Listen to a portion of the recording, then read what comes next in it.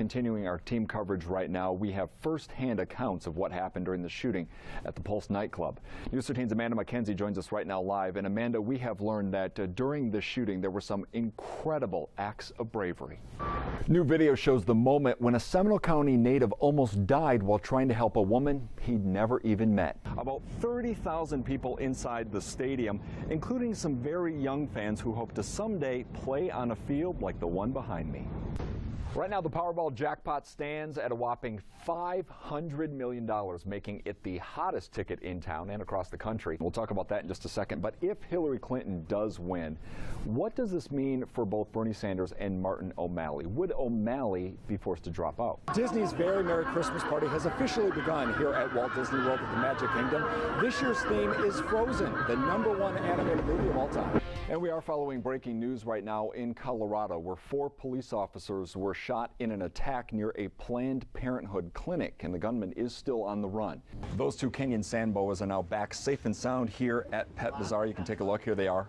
1 Kenyan sand boa as well as 8 other snakes and 2 bearded dragons still missing. But News 13 Seminole County reporter Jeff Allen introduces us to a local 6th grader who claims his earthworms, that's right, earthworms, can predict who's going to be our next president. A successful launch just a few minutes ago from the Atlas V rocket. Now there is another launch that is planned for very early, around 1:20 Tuesday morning, that being a Falcon 9 rocket. Sherry from Dowagiac wants to know the first person you ever made laugh that you remember. I didn't know where you were going with that. No. I caught myself. Yeah. I was like... Of all the new additions here at the Daytona International Speedway, one of the things that the women are most appreciative of, no surprise here, more bathrooms. And tickets for the Electric Daisy Festival are definitely not cheap. A 2-day pass is about $170. Breaking news. Breaking news right now as we kick off our Democratic National Convention coverage. We've learned that the DNC chairwoman is resigning at the end of the convention this week.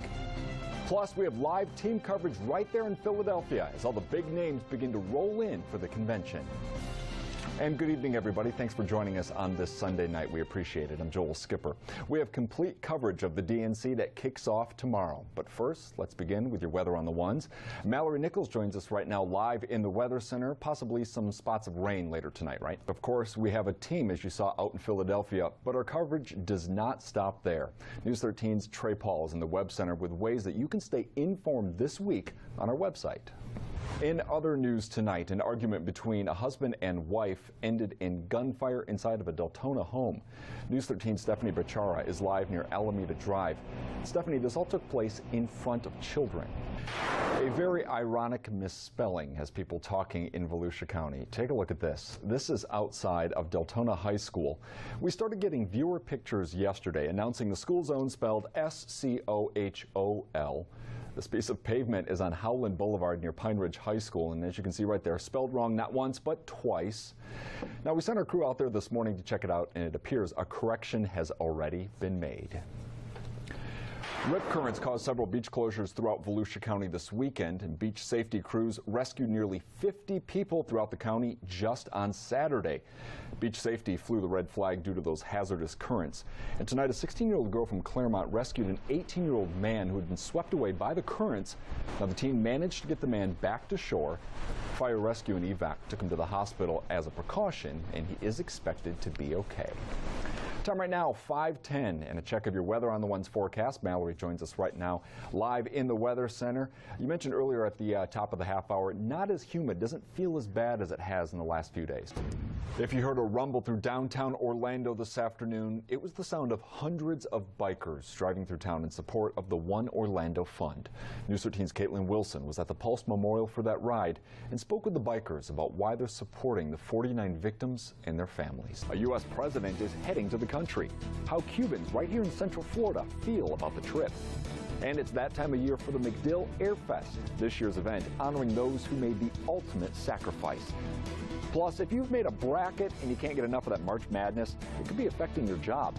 Find out if productivity at work is being affected by the NCAA basketball games. From News 13, the latest on the day's top stories, county-by-county coverage, and weather on the ones. This is your evening news weather now. Good evening and thanks for joining us right here on News 13. I'm Joel Schipper. We have definitely seen our fair share of rain this weekend, and it looks like more of the same is headed our way for tomorrow. A quick check right now of your weather on the ones. This weekend, President Barack Obama will be visiting Cuba. It's the first time in nearly 90 years a U.S. president has visited the country. Recently, the U.S. and Cuba have begun diplomatic relations. But how are Cubans here in Central Florida reacting to this visit? Infomas's Melissa Zayas Moreno spoke to Cubans who now call Florida home. Tens of thousands of spectators braved storms and rainy weather for the annual MacDill Air Fest. This year's Air Fest features the United States Air Force Thunderbirds along with many other aerial performers. As News 13's Katie Jones reports, this year's event has been dedicated to an Air Force lieutenant who made the ultimate sacrifice for our freedom. Mississippi officials say a firefighter has been arrested on suspicion of driving a fire truck while drunk. The 34-year-old volunteer firefighter lost control of the fire truck while responding to a grass fire on Thursday night. The man was arrested on a DUI charge and is scheduled to appear in court on April 16th. Some reports say he swerved off the road to avoid hitting an oncoming car. Microsoft says they were wrong for hiring go-go dancers for an Xbox party on Thursday in San Francisco. The party sparked a firestorm of criticism this week on social media. Many partygoers saying that they found the dancers offensive. Microsoft has long been the subject of complaints that it objectifies women and doesn't make them feel welcome as players or game builders. Company leaders say the criticism is well-deserved and have pledged to do better. St. Patrick's Day may be over, but our Scott Weiss is heading to a place that is green every Saturday year-round. Here's Florida on a Tankful with greetings from West Palm Beach. Now, if you're going to go, make plans to visit next weekend. The Green Market is closed today to make room for a giant boat show. The market reopens Easter weekend from 9 a.m. until 1 o'clock in the afternoon. That's on Saturdays. You can find the Green Market located along the waterfront, right downtown West Palm Beach. For details on where to park for free, the spring break day trips, and much more, go to our website at mynews13.com/tankful.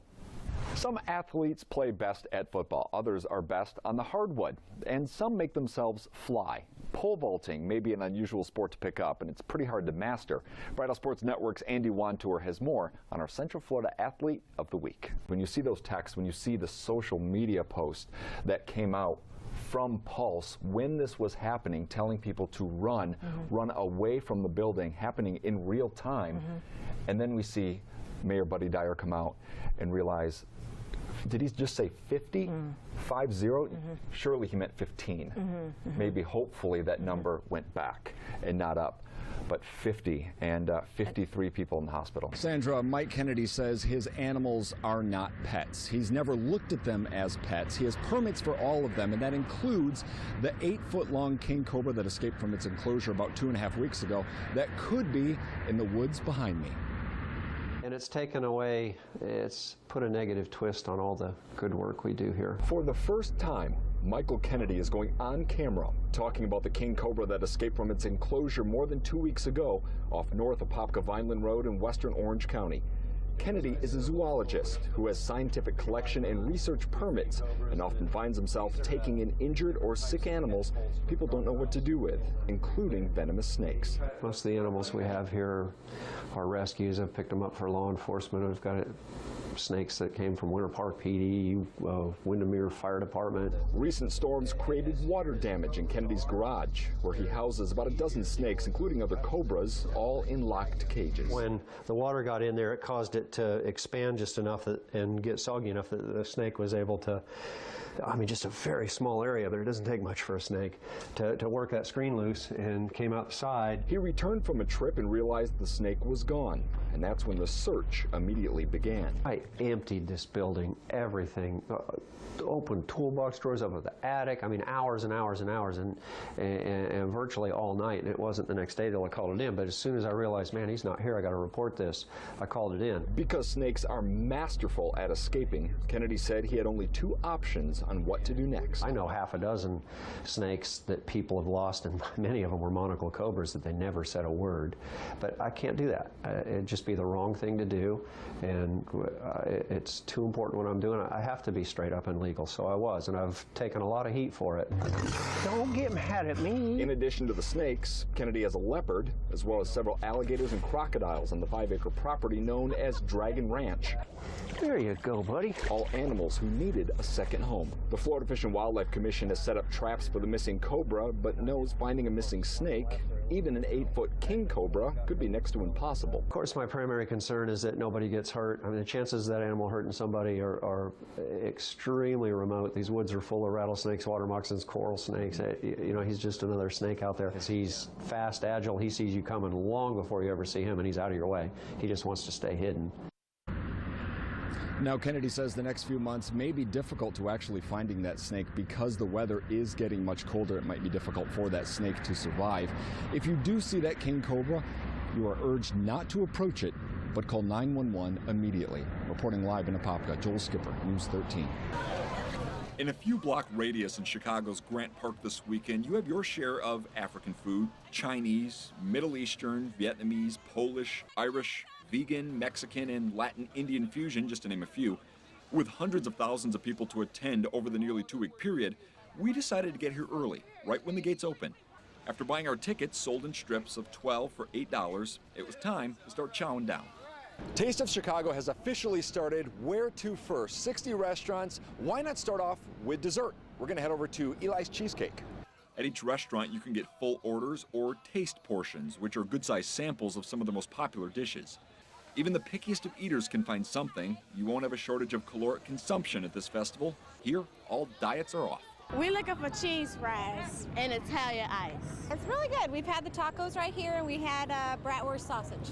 Garrett's Popcorn is a Chicago institution. Come get a popcorn, Nicole. It offered me something I couldn't resist: popcorn dipped in caramel and liquid nitrogen. Do it. It's delicious. Open your mouth.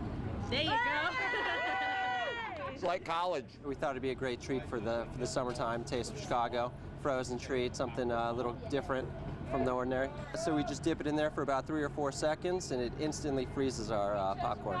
We found some ladies from Michiana who make the taste a rite of passage every year. Sweet potato fries. We have Kebabs. We had the grilled chicken kebab, which is really good with the chimichurri. And they come prepared. We have a map. And we do that, and we plot them every year about where we want to stop. Yeah, some folks do stop to eat, but others perfect their skills of walking and snacking, especially with some of the taste's most popular items, like corn on the cob dipped in butter, or the ginormous plate of potato chips from Harry Carey's, freshly peeled with the help of a household power drill. Is that enough? Wow. I think we got enough, yeah.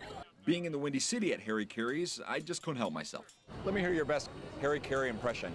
I don't know if I, Cubs win! Cubs win! Holy cow, Cubs win, Cubs win. Chicago Jones is hot to go. Say what? What? A classic Chicago dog or the city's famous pizza is never more than a few steps away, as is plenty of ice cream, deep-fried ravioli, turkey legs the size of bowling pins, or killer chicken kebabs. We try like 30 different items when we come here. It's kind of like a giant tapas bar. Yeah, it is. It's like a huge buffet. A buffet with no shortage of options, be it a full plate or just a taste.